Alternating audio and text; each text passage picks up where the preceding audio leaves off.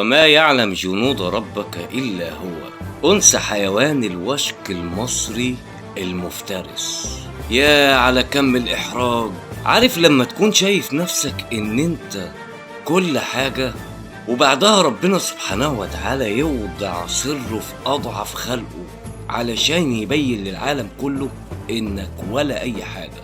وده اللي حصل بعد ما هجم الوشك المصري المفترس على اللي ما يتسموش وخلاهم دخلوا جحورهم من تاني.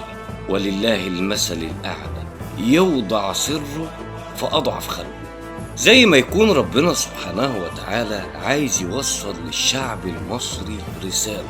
أيوة، للشعب المصري مش لأي حد تاني. قط مصري خرج من الأراضي المصرية لا يهاب الموت.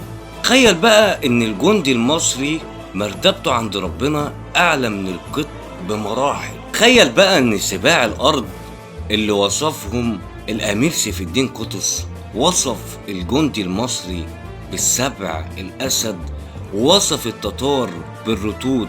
تخيل كده الجندي المصري لو دخل معركة ممكن يعمل ايه؟ عارفين ليه الجندي المصري لا يهاب الموت؟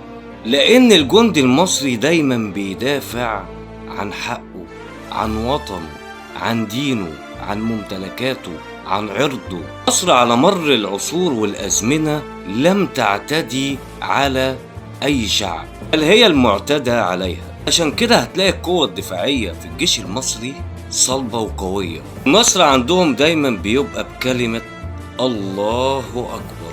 دولة ما بتنتصرش غير بعزة الله. في تخيلك حد يقدر عليها؟